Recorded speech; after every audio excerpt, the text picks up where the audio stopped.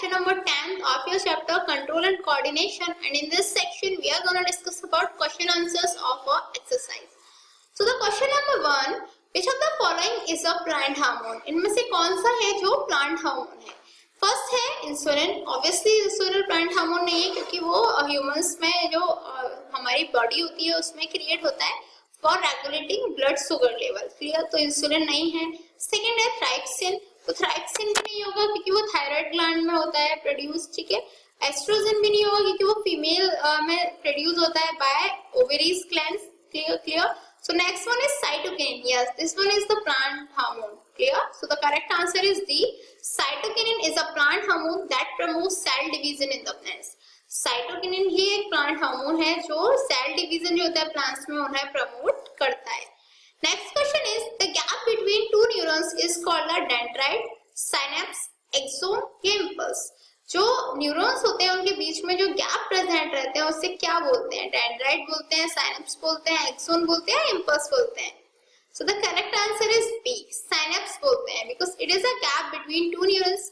जो साइनेप्स है वो दो न्यूरॉन्स के बीच में गैप होता है and it is place where information is transmitted from one neuron to another neuron. और ये वहां पे प्लेस रहता है जहाँ पे जो इंफॉर्मेशन है उन्हें एक न्यूरॉन से दूसरे न्यूरॉन में ट्रांसमिट किया जाता है. Clear? So the correct answer is answer B, that is synapse.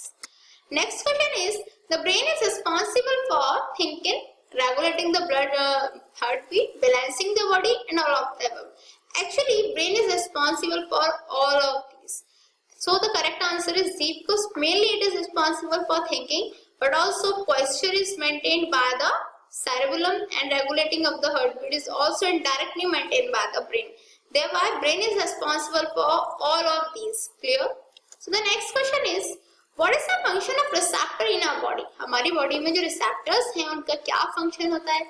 Think of the situation where receptors do not work properly and what problems are likely to arise. Actually, the function of receptor in our body is very important. जो receptors हैं उनका function body में काफी important रहता है because they collect information about changes in the environment around us. उनका work क्या रहता है कि जो भी informations हमारे environment में चल रही हैं, जो भी हमारे environment की changes की informations हैं, उन्हें वो collect करता है. Clear? It collects all the information about changes in the environment around us and then receptor then pass the same information in form of nerve impulses to the central nervous system. उसके बाद क्या करता है? जो receptor है वो क्या करेगा? उन्हीं इंफॉर्मेशंस को नर्व इंपल्स की फॉर्म में सेंट्रल नर्वस सिस्टम को पास कर देता है where the information is proceed and the ultimate response is given. जहाँ पे जो इंफॉर्मेशन है वो प्रोसीड होती है और जो अल्टीमेट रेस्पॉन्स है वो दे दिया जाता है. क्लियर? कि जो इंफॉर्मेशन है वो तभी मिलती है जब रिसेप्टर्स प्रॉपर्ली वर्क करते हैं. अभी मैंने आपको बताया, आपको एक एग्जांपल लेना है. सपोज आपके पास एक कैंडल रखी हुई है, आप स्टडी कर रहे हो. क्लियर? आपको जो स्किन रिसेप्टर है वो प्रॉपर्ली वर्क नहीं कर रहा है. आपने जो कैंडल पे हाथ लगाया, आपको क्या होगा? आपको बर्न हो जाएगा. आपका पूरा हाथ, आई मीन जो फिंगर है या पाम है वो बर्न हो जाएगी और आपको पता भी नहीं पड़ेगा. वो क्यों हुआ? क्योंकि जो आपका रिसेप्टर है उसने प्रॉपर्ली वर्क नहीं किया. उसने इंफॉर्मेशन सेंट्रल नर्वस सिस्टम को नहीं पास आउट की. जब उसने इंफॉर्मेशन सेंट्रल नर्वस सिस्टम को नहीं दी तो कोई भी जो रेस्पॉन्स है वो हमें नहीं मिला. This is the reason. वहां पे क्या होगा? उस केस में जो हमारा हाथ है, हमारी बॉडी है, वो अफेक्ट हो जाएगी. तो ये किसकी वजह से हुई? बिकॉज हमारे रिसेप्टर ने प्रॉपर्ली वर्क परफॉर्म नहीं किया. So the next question is draw the structure of a neuron and explain its function. आपको क्या करना है? आपको न्यूरॉन के स्ट्रक्चर ड्रॉ करना है और उसके फंक्शंस को एक्सप्लेन करना है. तो यहाँ पे न्यूरॉन की स्ट्रक्चर गिवन है और एडिशनली मैंने आपको न्यूरोमस्कुलर जंक्शन की भी स्ट्रक्चर गिवन दे दी है. आपको मेनली इस क्वेश्चन में ये समझना है कि जो हमारा न्यूरॉन होता है उसमें सेल बॉडी, डेंड्राइट और नर्व एक्सोन, तीन पार्ट से वो मिलकर बना होता है. Clear? Dendrites, cell body, axon. Fourth एक एडिशनल पार्ट रहता है नर्व एंडिंग. नर्व एंडिंग कुछ नहीं होता है, एक्चुअली डेंड्राइट्स ही होते हैं. जो एक्सोन पे प्रेजेंट रहते हैं वो लॉन्ग थ्रेड लाइक डेंड्राइट्स होते हैं. क्लियर? इसीलिए उन्हें हम नर्व एंडिंग बोल देते हैं. तो ये हो गई हमारी न्यूरॉन की स्ट्रक्चर जहाँ पे ये न्यूक्लियस प्रेजेंट है, क्योंकि सेल बॉडी है, हर सेल बॉडी में अपना न्यूक्लियस होता है, न्यूरॉन में भी अपना न्यूक्लियस प्रेजेंट रहता है. ये हो गई हमारी सेल बॉडी, ये हो गए हमारे डेंड्राइट्स, ये एक्सोन हो गए और ये हो गए हमारे नर्व एंडिंग. क्लियर? जो न्यूरोमस्कुलर जंक्शन होता है वो नर्व एंडिंग से ही क्रिएट होता है। नर्व एंडिंग जो मसल्स हैं उनको टच करती हैं, तभी जो इन्फॉर्मेशन है कैरिड अवे होती हैं। वो सब मैं ऑलरेडी आपको इस सब के बारे में ऑलरेडी आपको समझा चुकी हूँ in the sessions. So the thing is what are the functions of neuron? Actually, the neuron receives information from the receptor as electrical impulse at dendritic end. Neurons पर डेंड्रिटिक एंड होता है, मैंने अभी आपको शो किया। तो उन्हीं dendritic ends के थ्रू, उन्हीं डेंड्रिटिक एंड्स पे वो क्या करते हैं, न्यूरॉन्स जो है इंफॉर्मेशंस को रिसेप्टर्स से गेन करते हैं, रिसीव करते हैं in form of electrical impulses. Clear? The impulses then travels from dendrite to cell body and further along axon to its end. ये जो इम्पल्सेस हैं ये क्या करती हैं, ये ट्रेवल करती हैं डेंड्राइट से सेल बॉडी तक और उसके बाद में वो अगेन दूसरे एक्सोन तक चली जाती है, फिर एक्सोन से उसके एंड पे चली जाती है, फिर नेक्स्ट एक्सोन जो है वो अगेन क्या करेगा, साइनेप्स के थ्रू इंफॉर्मेशंस को दूसरे न्यूरॉन को ट्रांसफर कर देगा। यही प्रोसेस चलता रहता है। तो मेन थिंग जो न्यूरॉन है वो क्या करता है, receive information from receptor as electrical impulses at dendritic ends and the impulse then travels from the dendritic to the cell body and further along axon to its end. At the end of axon, electrical impulse lead to the release of some chemicals. Axon पे क्या होता है, and जो axon का and होता है, that is जैसे nerve ending भी बोल सकते हैं, वहां पे इलेक्ट्रिकल इंपल्सेस रिलीज होती है केमिकल्स की फॉर्म में। ऑब्वियसली इलेक्ट्रिकल इंपल्स जो है वो केमिकल्स रिलीज करती है। These chemicals cross the synapse and reaches the next neuron. ये केमिकल्स क्या करेंगे, ये साइनेप्स को क्रॉस करेंगे और साइनेप्स को क्रॉस करके अगेन नेक्स्ट न्यूरॉन पे पहुंच जाते हैं। This is how nerve impulse travel through the body. और ऐसे ही जो नर्व इंपल्स हैं वो बॉडी से ट्रेवल करती हैं। Thus neurons are important in receiving information from the surrounding and in sending it to the effector. इसीलिए न्यूरॉन्स किस लिए इंपॉर्टेंट है, न्यूरॉन्स इसीलिए इंपॉर्टेंट है क्योंकि जो वो इंफॉर्मेशन को रिसीव करते हैं सराउंडिंग से और आफ्टर दैट उन्हें सेंड करते हैं to the effectors. So the next question is how does phototropism occur in plants? जो plants हैं उनमें phototropism कैसे होती है?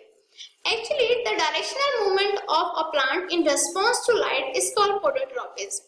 पहले हम समझ लेते हैं ना phototropism क्या होता है। phototropism क्या होती है, वो डायरेक्शनल मूवमेंट्स प्लांट की जो लाइट के रेस्पॉन्स में होती है उन्हें हम फोटोट्रोपिज्म कहते हैं। क्लियर? जहाँ पे स्टिमुलस लाइट होता है वो फोटोट्रोपिज्म होते हैं। The shoot respond by bending towards light and root respond by bending away from the light. जो shoots हैं वो respond कैसे करती हैं, वो लाइट की तरफ, लाइट के towards bend हो जाती हैं, जबकि जो roots है they respond by bending away from the light. वो respond कैसे करती हैं, वो लाइट से away, लाइट से कि जिस डायरेक्शन में लाइट आ रही है उसकी अपोजिट डायरेक्शन में बैंड हो जाते हैं। Clear? So the thing is it happens as follow. से कैसे होता है, when sunlight falls straight on the plant. Suppose जो सनलाइट है वो स्ट्रेटली प्लांट पे फॉल डाउन होती है। The auxin hormone synthesized at the tip of the stem spreads uniformly down of the stem and due to equal concentration of auxin stem grows straight. जो auxin hormone है वो tip पे present रहता है stem की। Clear? वो tip पे synthesise हो जाता है सनलाइट के स्ट्रेट गिरने की वजह से। जो ऑक्सिन हार्मोन है वो जो प्लांट है उसकी टिप पे सिंथेसिस होगा। टिप पे सिंथेसिस होगा तो वो यूनिफॉर्मली स्प्रेड होगा इन द स्टेम। स्टेम में वो यूनिफॉर्मली स्प्रेड हो जाएगा due to equal concentration of the auxin. क्योंकि जो ऑक्सिन है उसकी कंसंट्रेशन इक्वल है, स्टेम ग्रोस स्ट्रेट। जो स्टेम है वो स्ट्रेट ही ग्रो करेगी। क्लियर है? सनलाइट हमारी स्ट्रेटली आई, ऑक्सीजन का जो सिंथेसिस है वो टिप पे हुआ, वो टिप पे हुआ तो वो यूनिफॉर्मली स्प्रेड हो जाएगा पूरे स्टेम में। उसके यूनिफॉर्मली जो स्प्रेड होगा तो जो कंसंट्रेशन है ऑक्सीजन की वो भी इक्वल रहेगी। जब ऑक्सीजन की कंसंट्रेशन इक्वल है तो जो स्टेम है वो स्ट्रेट ग्रो करेगी। And when light falls on only one side of the plant, but यदि जो लाइट है वो सिर्फ एक तरफ प्लांट्स के एक तरफ गिरेगी, क्लियर? एक साइड में फॉल डाउन करेगी। The oxygen diffuses toward the shady side of the shoot. तो जो ऑक्सीजन है वो किधर डिफ्यूज करेगा, जो शेडी साइड है शूट की उधर साइड वो डिफ्यूज करेगा, क्योंकि डिफ्यूजन प्रोसेस होता है जहाँ पे हायर कंसंट्रेशन से लोअर कंसंट्रेशन में मूव किया जाता है। तो जिस साइड में सनलाइट प्रेजेंट नहीं है, जिस साइड में सनलाइट प्रेजेंट नहीं है, दैट इज जिस साइड में सनलाइट प्रेजेंट है उसके अपोजिट साइड में जो शेडी साइड है वहां पे ऑक्सीजन डिफ्यूज करेगा। The concentration of oxygen stimulates the cells to grow longer. जो ऑक्सीजन की कंसंट्रेशन है उसी की वजह से जिससे क्या होगा, जो सेल्स हैं वो बड़े हो जाएंगे, ग्रो करेंगे। Therefore, stem appears to bend towards the source of light. इसीलिए जो स्टेम है ऐसा शो होगा कि जो स्टेम है वो सोर्स ऑफ लाइट की टुवर्ड्स बैंड हो रही है। Clear? Next question is which signal will get disrupt in case of spinal cord injury. यदि स्पाइनल कॉर्ड इंजरी होती है तो कौन सा ऐसा सिग्नल है जो डिस्ट्रप्टेड हो सकता है? Actually in case of a spinal cord injury, signals for reflex action and involuntary actions will get disrupted.